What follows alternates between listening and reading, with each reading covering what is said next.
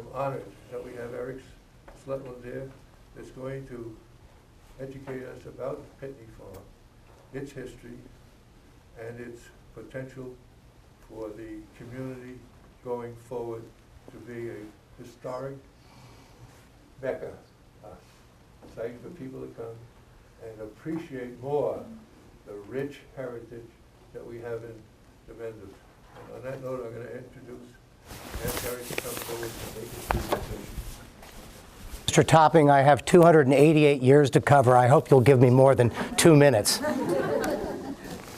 let's see if we're... Absolutely. Okay. Can everybody see it? Do these lights in the... Can you turn them? Yeah, great. You know, when I got the call and asked if I would come and do a presentation on Pitney Farm, I really answered without thinking. And I've told a lot of stories about the property and the family, which has just been kind of anecdotal and things that I've picked up along the way. And after accepting the invitation, I realized, okay, I better put my thoughts together and verify some of my facts. And this is the first night that I'm presenting the material that I've put together. And the fact that I'm doing it, talking about the subject of history and talking to a bunch of historians is, I'm not sure whether I was smart in doing that. A couple of people I'd like to thank and some people I'd like to acknowledge. Certainly Mr. Topping and Ursula, thank you very much for the opportunity to come and speak. I see Barry Thompson is here, and I've known Barry for a number of years, and he is a tireless recorder and does wonderful research on all of the great properties in the area, and he's a real gift, and I just admire all the work that you've done. John Smith is here too, and I've known John for many years, and John was very gracious and came with his team and looked at the gardens, which are in need of some assistance. They're not as flourishing as they once were. And he came and documented everything as just a gesture of support, and we really, really want to thank him for that. Also, Peter Dumovic is here tonight, as well as Katie Porter. They're both on the Transition Committee that was formed shortly after the acquisition of the property, and they have worked tirelessly and generously given of their time, and I can't thank them enough.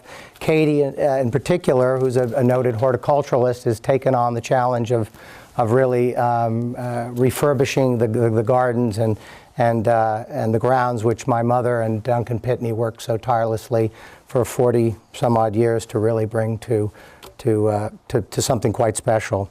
But finally, the person I would like to thank most and to acknowledge that's here is the one person in the audience who lays claim to this bloodline, and that's Philip Pitney, and he's been extremely helpful to me in terms of coming, you know, but he does it very tantalizingly. I'll go over there and say, do you have any material on this? And he'll go upstairs and he'll bring down one piece of information. And I'm dying to run upstairs on your second floor and just see what it is you're hiding. But, you know, anyway, my name is Eric Sletteland. I am not a member of the bloodline, the illustrious bloodline, but I had the good fortune and the rare privilege to move here in the early 60s when my mother, Kathleen Pitney, married Duncan Pitney, who you'll get to, but there's a couple of people that came along the way prior to him. So everybody comes from somewhere.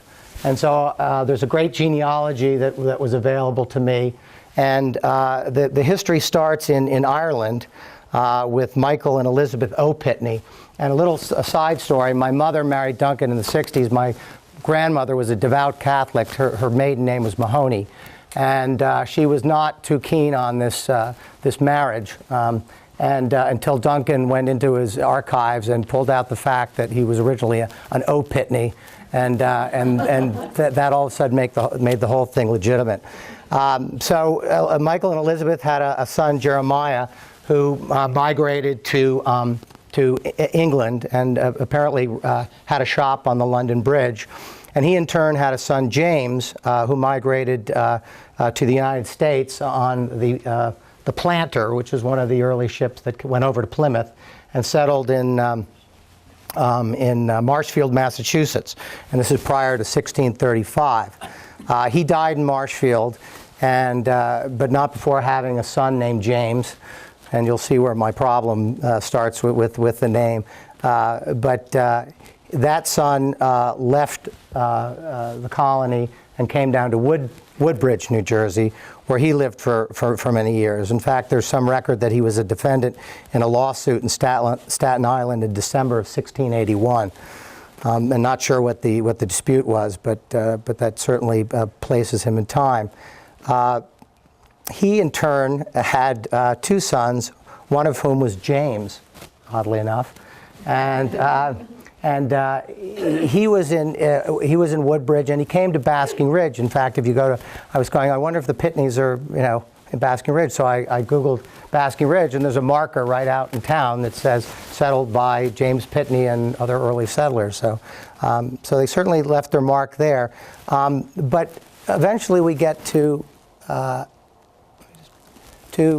the generations that I'll talk to about the Pitney Farm, and it's unclear. There are some schools of thought that saying that the farm has been in the family since 1722, and others that say 1760, and it's a dispute that I haven't resolved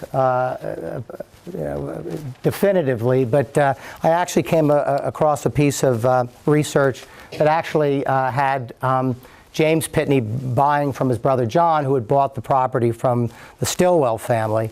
And he was not making payments on the notes, and so his brother James bought the note and gave him 3 years to pay it off, which he didn't, and finally he became the sole owner of the property. So I'll go through each of the people here, but I wanted to make a note about service to the community, because I thought that was interesting. And when we did our original report to the Township Committee, I came up with quite a few people, including Sobel Pitney in 1821, who served then the Mendhams, Malin Pitney, who served in 1828 to 1829, and again in 1838 to 1840, John Ballantyne, who is a relative that you'll see, John R. Pitney from 1874 to 1877, and then you jump a couple of years to my mother, Kathleen Pitney, who served in 1981. So going to the origins of the farm, as I mentioned, the property was purchased by Jonathan Pitney from the Stillwell family. In an effort to try to keep up with the payments, Jonathan sold 54 acres of the original 196 acres because he couldn't pay off the debt. And eventually his brother, as I said, had a note and acquired the property. This, by the way, I found, it's a copy of James Pitney's original will, giving away his worldly goods to members of his family and others close. And it actually says James Pitney, his mark, and in the middle of it is his mark. So then you come to Malin the First, and Malin was interesting. He acquired the farm in 1802, and he fought with General Washington in the Battle of Long Island, which was one of the first and significant battles of the Revolution. And earlier I should have mentioned that James Pitney served on the 1st Company of the Militia Regiment in 1715. Malin First was also the first family member to push his children towards a professional career. So he had two sons, Joseph and Aaron, who both became surgeons, one in Chicago and another in upstate New York. He also had a second wife who apparently was a bit of a pill and very demanding. So between putting his children through school and dealing with his second wife, he got into debt. And unfortunately for his, a little aside before I get to Malin too, Dr. Jonathan Pitney, who was the brother of Sobel Pitney, who served, he left Mendham and went off to Absecon, and as a doctor, he thought that the sea air had a great rejuvenating quality, and so he lobbied very hard for the Camden Atlantic Railroad to bring the railroad from Philadelphia to Absecon, which was the start of Atlantic City. So he is recognized widely as being the father of Atlantic City. But moving on to Malin II, who was really quite a spectacular individual. He was in school but was forced to come home and tend to the farm after his father's death. And he married Lucetta Cooper, who was from one of the leading families in Chester. But it's interesting, and I'll read you just a very quick segment from a letter that he wrote to his brother Joseph in December 2nd of 1827, where he says, the whole situation stands thus. Father is now 69 years old and owes upwards of $3,000, which is more or less called for every day. We live completely hand to mouth. If we get $1 in money, it is promised to 2 or 3 different ones before we get it. And he goes on to talk further about here to say, for my part, I feel almost discouraged for everything, seeing my father's debts paid, and I in peaceable enjoyment of any of my father's property. I have strove for more than 12 years, since he was 20, faithfully hoping to see father's debts paid, but they are no more nearer paid now than they were then. Our farms are poor, the distilling business poor, spirits but 26 cents per gallon, and iron-making business so that we have done nothing as it is for nearly 2 years. And it's interesting because during his time, while the farm had cattle and it grew crops, a lot of various grains and whatnot, one of the principal businesses, because of there was kind of a mini industrial age here, as probably most of you know. So they had a distillery on the property, as well as they had a forge up on what they called the wood lot, which was the lot off of Mountainside Avenue. And Malin literally used to take the iron ore that would come from Dover and take it to the forge and make blooms. And then he would get in his wagon at night, and he would take the blooms to Newark or to New York for sale. And it was usually a 2-day process, and we have wonderful ledgers that count in great detail his trips. And there was the Condit, I guess, inn in Chatham. Correct me if was a place where he used to stay often, and he would pay tolls in Chatham and Elizabeth on the road. But it was quite an ordeal back then. And he worked very, very hard in the course of his lifetime. As I said, paying off his father's debt. He built the first aqueduct in Mendham.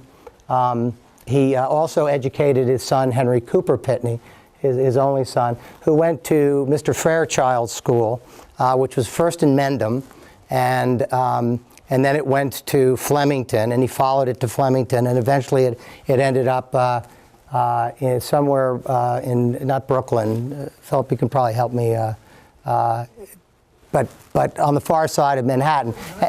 Okay, and he took his education through Mr. Second floor. Okay, all right. Okay, good. He took his education and studied at Fairchild School, and was admitted finally to Princeton, and distinguished himself there, and went to go live in Morristown and set up shop as an attorney. Eventually, his father died, and Henry Cooper Pitney inherited the farm, and at that point, there were tenant farmers. One of them was named Yawger, Y-A-W-G-E-R. And so Henry just continued with the tenant farmers on the property. He closed down well, he ran the cider mill for some period of time. In fact, Philip has a wonderful original license that was, and you could actually see a copy of it on the table afterwards, that they applied for the distillery. And Henry also continued to buy back some of the property that Jonathan Pitney had sold years earlier to try to hold on to the property. As I said, Henry Cooper lived in Morristown at 43 Maple Avenue, and I was just by it the other day. It's still there, and I think it's an office building or at the moment, because they said that office space to rent. So he eventually, too, established, it was funny because I did a subdivision of my stepfather's property back in the 80s, and one of the issues was getting water to the property, and because of the size of the lots, we had independent septics and we couldn't have wells. So so I had a long effort to try to get water. I got an allotment from the Municipal Utility Authority, the Morris County Municipal Utility Authority. So I came back and I gave the allotment and the cost that it would have taken me to put a pipe from the substation down to the property, and it was a long, protracted process, but eventually I succeeded. And then I went on to learn that one of the reasons that the borough and the township split was over the issue of water. And Henry Cooper Pitney very generously gave the water rights to Pitney property, which allowed the borough to separate from the township. So at any rate, as I said, a reliable water source was needed, and Henry Cooper donated the property. This document actually sits, I went down to the New Jersey Historical Society, and this is the actual document forming the Mendham Aqueduct Company with Henry Cooper Pitney, Malin Pitney, and William Phoenix. And so that's a great document. And this I thought was great. This came out of the book Through the Years in Mendham Borough, and I quote, "The death of Henry C. Pitney in January 1911 was a great loss to the borough. The council felt if it had not been for Mr. Pitney's love of his hometown, that we would not have been as progressive as we were, and his efforts with the water supply were of such great value." So, again, a little aside, Henry Cooper Pitney's sister was Phoebe Pitney, who married Joseph Watkins. She had a son named Joseph. He was the great-grandson of Malin II. He was born in Mendham in 1848 and enlisted in the 7th New Jersey Regiment during the Civil War. And he died of wounds that he received in the Battle of Williamsburg in 1862. There is a monument to Joseph right up here at Hilltop Church. And interestingly as well, in one of the window panes in the house, and it's been there as long as I've been there, is his mother, as a memorial to him, etched his name and his rank and the fact that he was wounded in the battle. And that window pane is still in the same window it's always been in. Now we go on to the two of the children of Henry Cooper Pitney. This is Malin Pitney III, and this is Philip's grandfather. And he was an attorney, as was his brother, who we'll get to next, who distinguished himself in law, was part of the New Jersey Supreme Court, and then was appointed by President Taft to be the 65th Justice of the United States Supreme Court, served with the likes of Oliver Wendell Holmes and others. And he lived in Washington for many years and served on the Supreme Court for 10 years. His brother, J.O.H. Pitney, was a founding partner of the firm Pitney, Hardin, Skinner, which today is known as Day Pitney. And that is J.O.H. right there. He also lived in Morristown and inherited the farm in 1911 when his father died.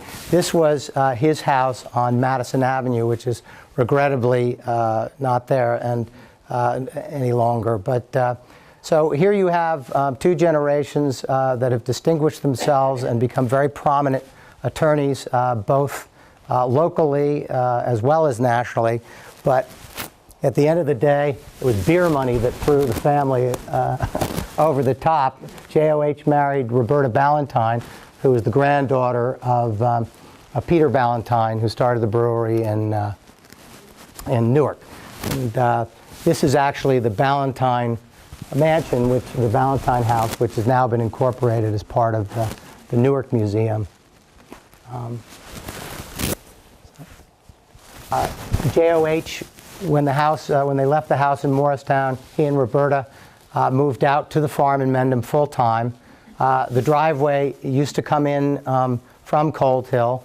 He ran it all the way straight out to 24.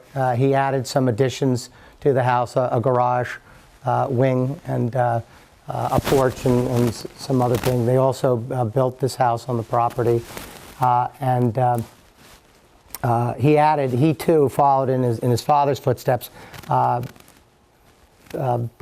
buying back property that was originally part of the farm, and brought it back actually to its original 1760 configuration. He also continued to operate the farm, which at this period of time had really become more of a dairy farm. J.O.H. Pitney's son, John Valentine Pitney, served in World War I and was regrettably gassed. And while he made it back from the war, he died at a young age. His son, my stepfather's brother, was John Williams Pitney. He was also lost during World War II. On the sinking of the Juno, which was a famous ship during the naval battle at Guadalcanal. And it was famous because it was the ship that the five Sullivan brothers were on, which they made a movie of. And then my stepfather, Duncan Pitney, who served also in World War II, flying aviation fuel over the hump, the Himalayas, to fighter squadrons in China. He fortunately led a long and happy life. He passed away 6 years ago. He was an artist.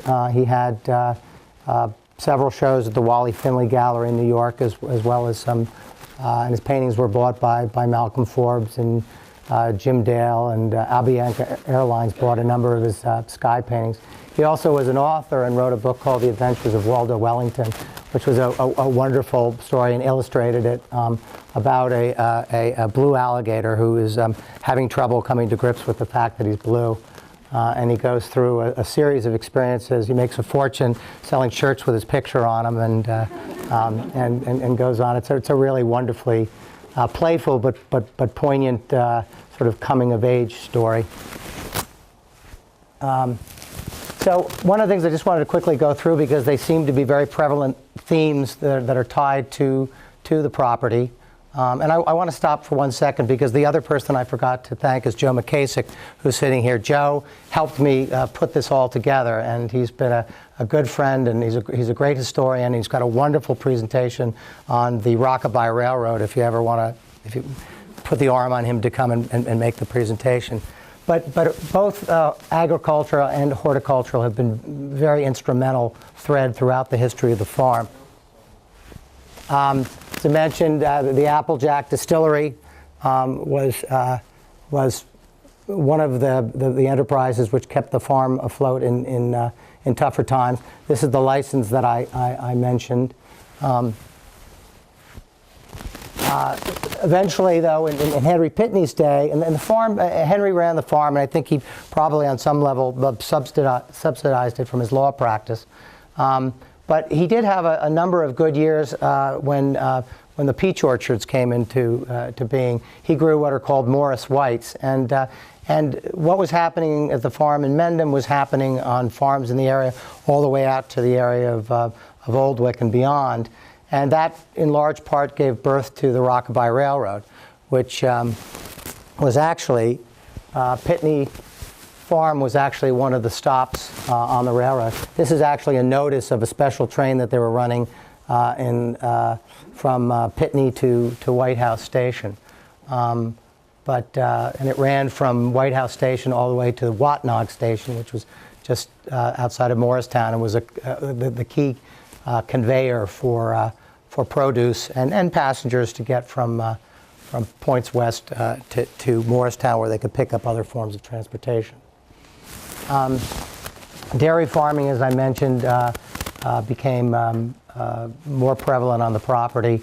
When I moved there in the early 60s, things had pretty much wound down. There was, we called him Uncle Lulu. It was Lou Hoffman was the farmer on the property, and a great gentleman named Angelo Biondi, who was Roberta Ballantyne's gardener in their house on Madison Avenue in Morristown. And when my mother arrived in the 60s with a degree in landscape architecture from Smith College, and was excited to really to roll her sleeves up and get the gardens going, Angelo told her that a woman in the garden was bad luck and she was not allowed in. So she went on to win, as you'll see, many awards of merit. And she and her partner, Mrs. Winchester Hotchkiss, actually won the first, Katie, I believe, the first award of excellence that was awarded by the National Garden Club of America. So this is the gardens of Pitney Farm, which are registered with the Smithsonian in their historic archives. These are just some shots of the property. And Katie and her committee are really spearheading the effort to get the gardens back to what my mother and Duncan had done. And I also want to take this moment to say that my mother, who knew I was coming here tonight, asked me, she's 88 years old, she's still living at the farm happily, and but wanted me to thank you all for this opportunity to come and make you a little bit more aware of the property.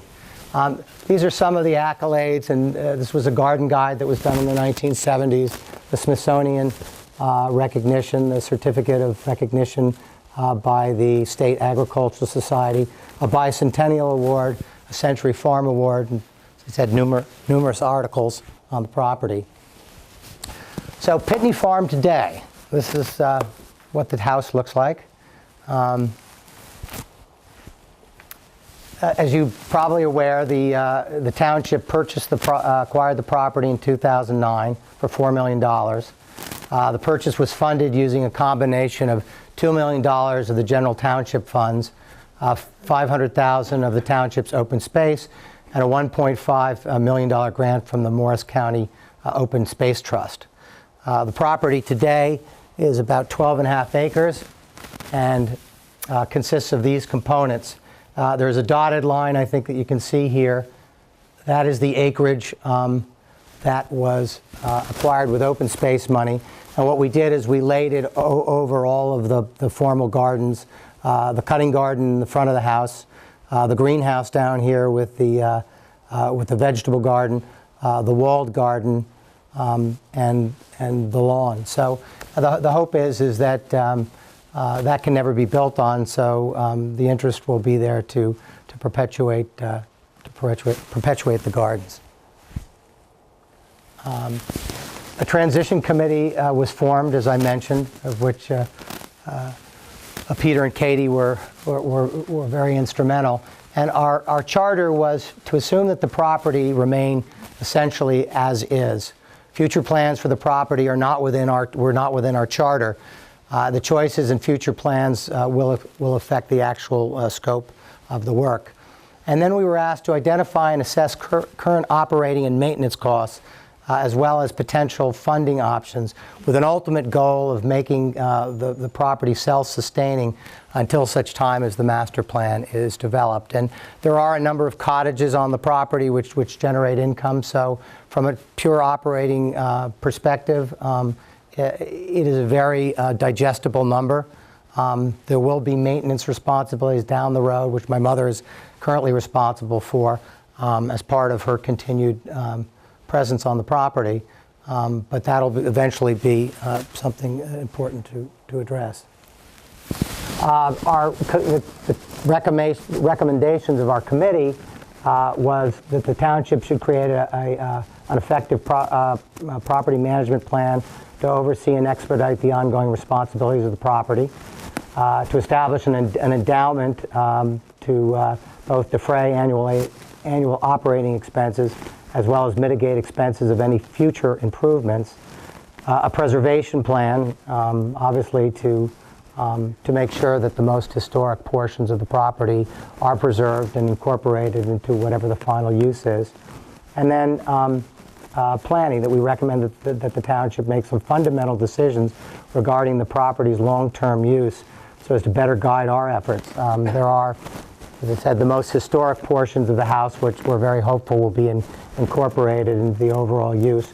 But some appendages that have been put on over the course of the years that if they were to be demolished, obviously the amount of attention that we would give them today as opposed to the portions of the house that have a long-term value would be different. So some of the potential sources of non-municipal funding, you know, all my sisters got married. This is my mother and Duncan in the garden. This was my sister Karen getting married, my stepsister Jennifer's wedding, my sister Wendy's. It's a wonderful atmosphere for that. We've had this morning, Gelda and I had a group of students from a graphic arts class at Mendham Township High School, or Mendham High School. They've been charged with the responsibility of coming up with a logo. So we had them all come and basically walk the property, and I gave them the history, and they took a lot of pictures, and we said, you know what our charge is now. As a class, work together, take images that you think are iconic and work as a group to come up with something that is singularly representative of all the things that we're trying to achieve. So more pictures of the farm.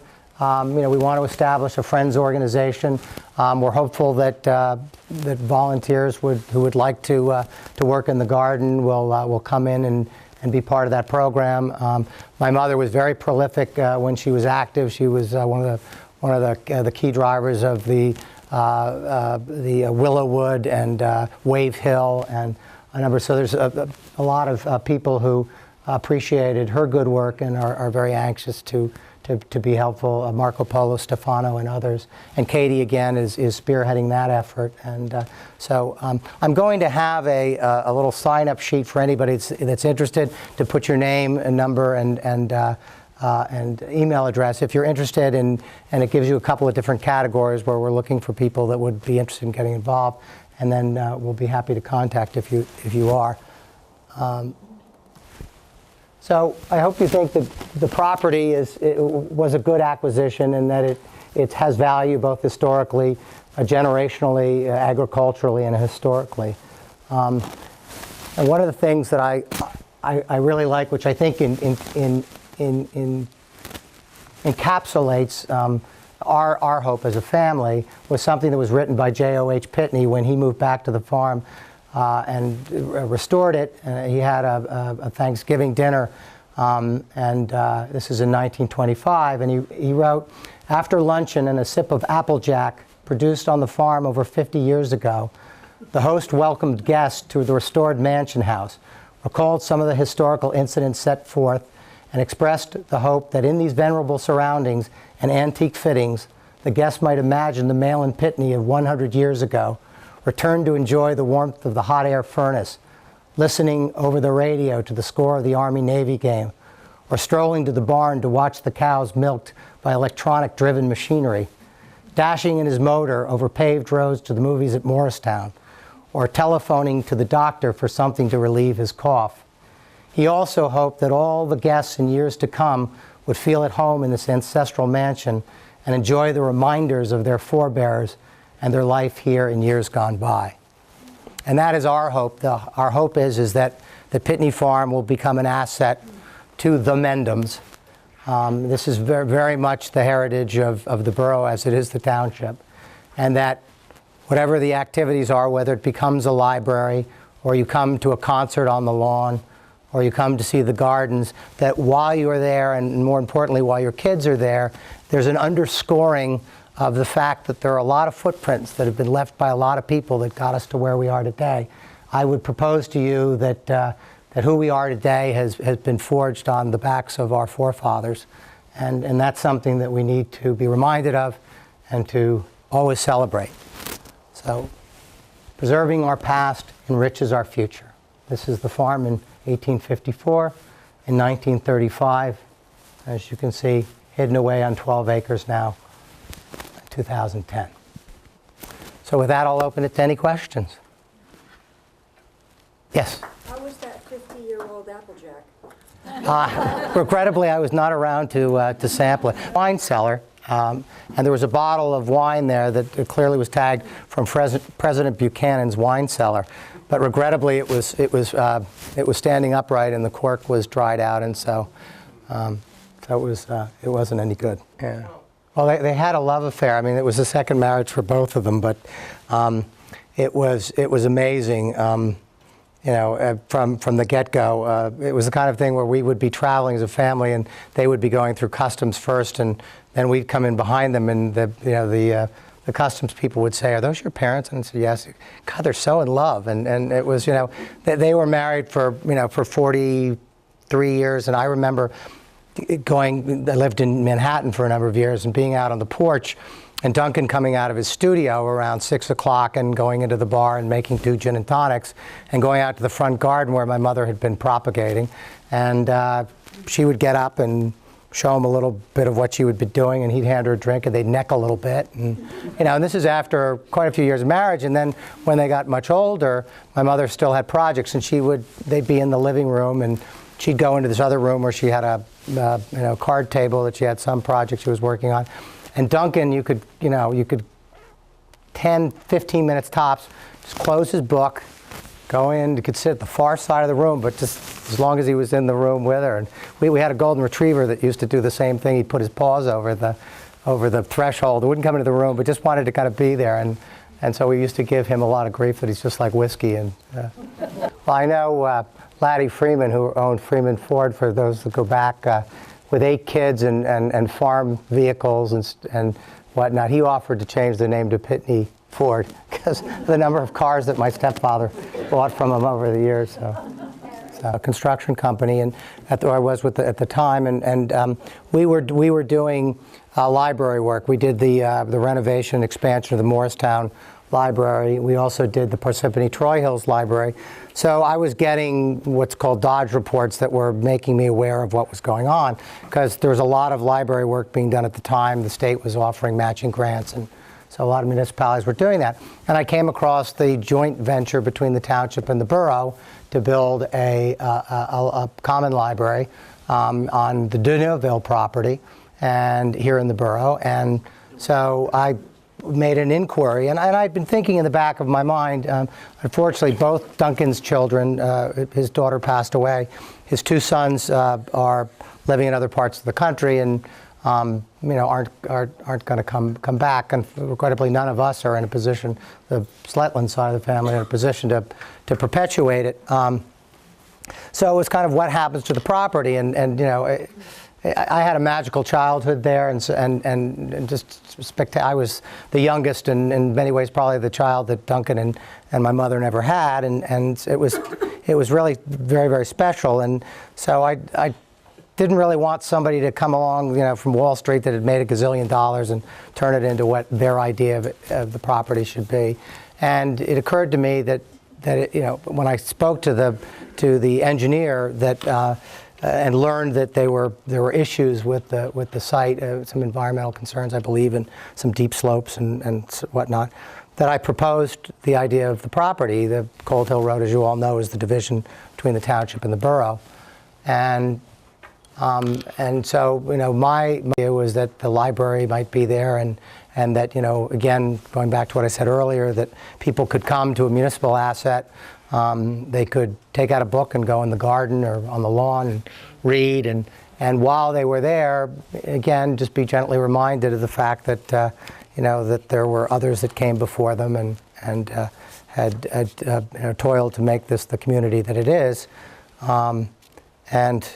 As I thought more about it, I said, wouldn't it be wonderful that if the Pitney family, who had facilitated the division of the township and the borough, could come full circle and facilitate the 2 municipalities coming together. I don't know what perpetuates this in this day. I'm sure there's some technical issues, but but again, I don't know why the Yankees, Yankee fans and Boston Red Sox fans, are at each other's throats all the time. I think it's for something that happened a couple of centuries ago, and so it doesn't really make a lot of sense to me. But I really appreciate the opportunity to come in and speak to everybody, and hopefully get you enthusiastic about the property. And we're going to do a couple of things. We're talking to Gelda, who's a renowned artist and who's a family friend, and who's we're very excited, has taken residence back up at the property and is going to be utilizing my stepfather's studio, and she's already working, and it's very exciting. And the kids from the class came up and were very interested to come into the studio and see what she was doing, and we're hoping that we'll have activities like painting at Pitney, where people will come up and paint, and hopefully Gelda will work with them, and because there's no shortage of material to paint there. We're going to, it's been discussed having propagating at Pitney to get some of the younger elementary school students to come up and work in the greenhouse and get involved, and then plant in the vegetable garden and see that happen. We're hopefully having a picnic sometime in September, and we're hoping to get Ted Pitney, who's a bluegrass artist of national renown. He has a called Teddy and the Roosevelts. So we're hoping, because that would be nice to have everybody come up to the property. It's really amazing, the property is so insular that, people have come up, including people who are going, why did the town buy this property? And once you get on the property and you see what it is, you're thinking, boy, what a smart move. And so I don't know, I'm obviously biased, but if anybody has the opportunity to spend even a little time there, I think they'll just naturally fall into my camp. Okay, thank you. Thank you.